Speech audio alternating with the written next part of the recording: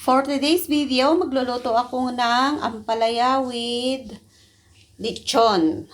Yan, tira namin yung lechon kagabi. So, haluan ko siya ng ampalaya. Igigisa ko ng bawang.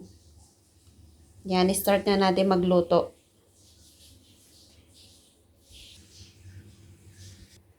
Ito po yung pampalasa natin. Kailangan na ng asin, asukal, at saka chicken powder. Siyempre, kailangan din natin ng mantika, panggisa. So, i-on natin yung ating kalan.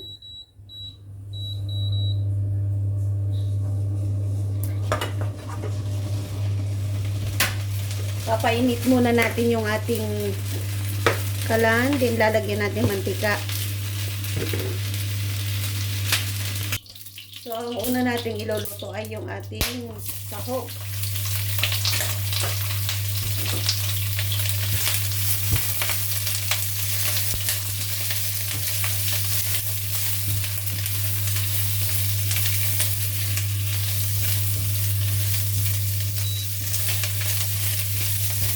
Ipainit na natin to kasi ipapaibabaw lang natin mamaya. Kasi kung ihahalo natin dun sa ampalaya, magiging mapait yung ating lechon.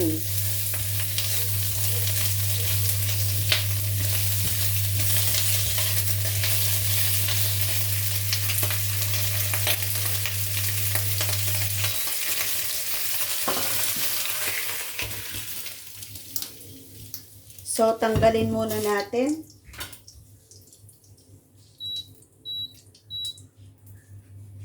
Tapos, magigisa tayo ng bawang. Yan, lagyan natin ng konting luya.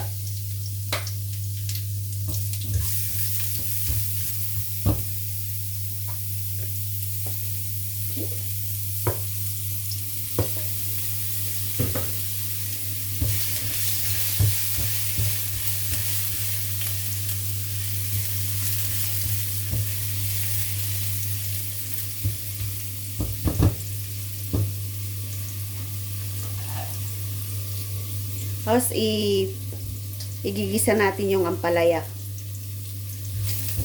Hintayin natin maging brown yung kanyang bawang para mabango. Yan, lagay na natin to.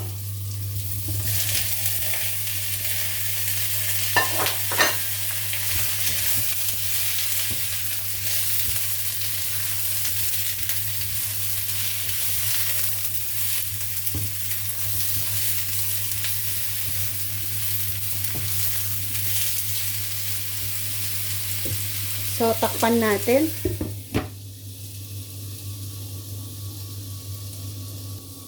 Ang tendency po ng pagtakip ay para maluto niya yung sarili niyang tubig. Kasi magkakaroon niya ng tubig. Lalabas yung kanyang tubig. So, yun po yung magluluto dun sa ampalaya.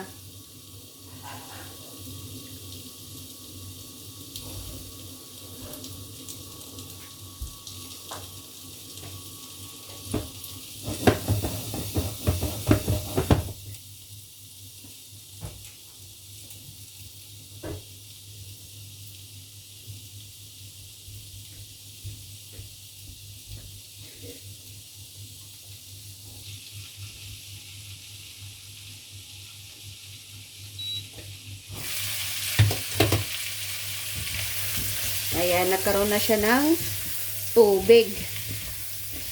Lumabas na yung tubig ng ampalaya. So, ngayon ay magtitimpla tayo. Lalagyan natin ng asin. Saka asukal. Ito, lalagyan ko ng 3 scoop ng asukal.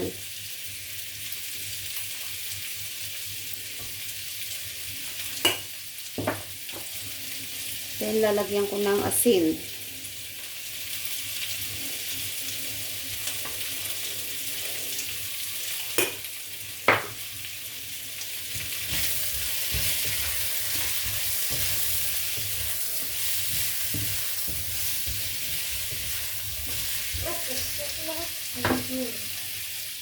Cooking the watermelon. What does it mean? Hmm? I'm not gonna eat that. It's yummy. What does it mean? That's here. What is that? Oh, Yummy?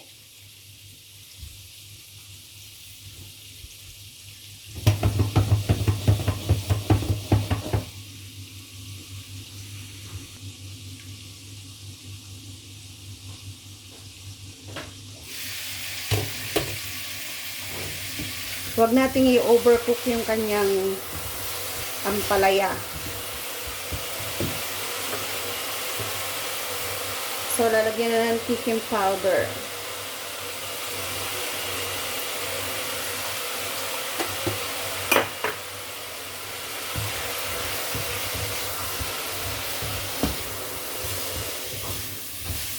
Yan, takpan natin, tapos okay na siya. Ibabaw na lang natin yung kanyang sahog.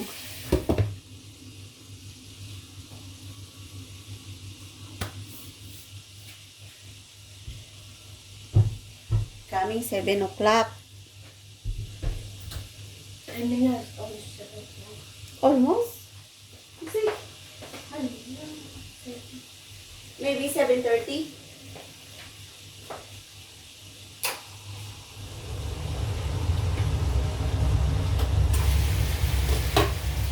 Ayan o, tingnan nyo, nagkaroon na siya ng katas. Hindi mo na kailangan lagyan ng tubig yung ampalaya kasi magkakaroon niya ng tubig. Lalabas yung sarili niyang dagta. So, i-check natin kung pwede na siya. Kunti pa.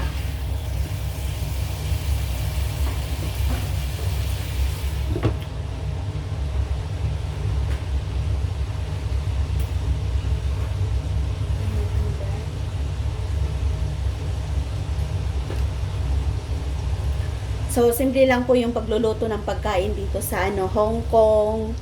Yan, simpleng-simple. Tapos mamaya magluluto ako ng broccoli at saka mag-steam ako ng tofu. Yun po yung dinner namin. Ito yung steam kong tofu. Yan. Lalagyan ko lang ng ano tawag doon? Spring onion. Tapos ito naman yung sahog ko sa broccoli.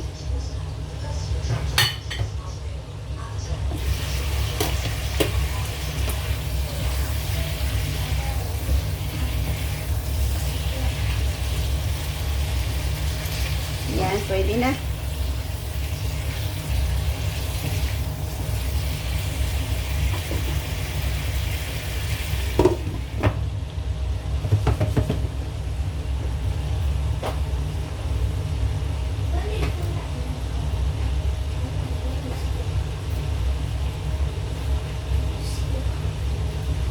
Okay.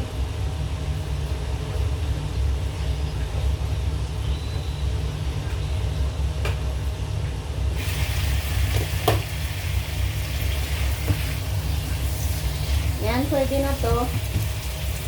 So, the last minute ay ilalagay natin yung sahog. So, ito na siya, yung finished product.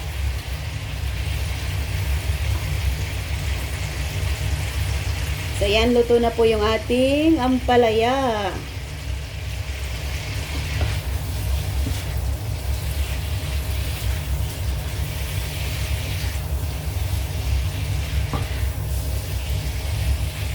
So, yan, hanguin na natin to.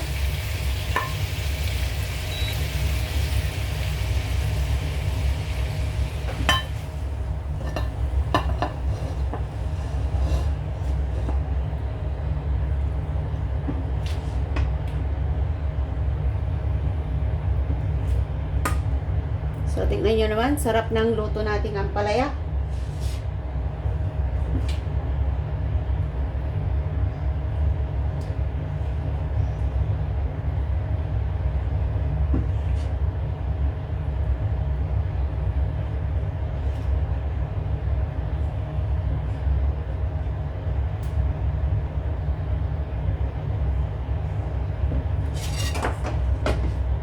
Yan, perfect.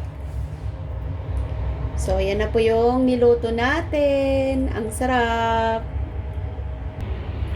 O, diba? Simpleng-simple lang yung pagluto ng ampalaya dito sa Hong Kong.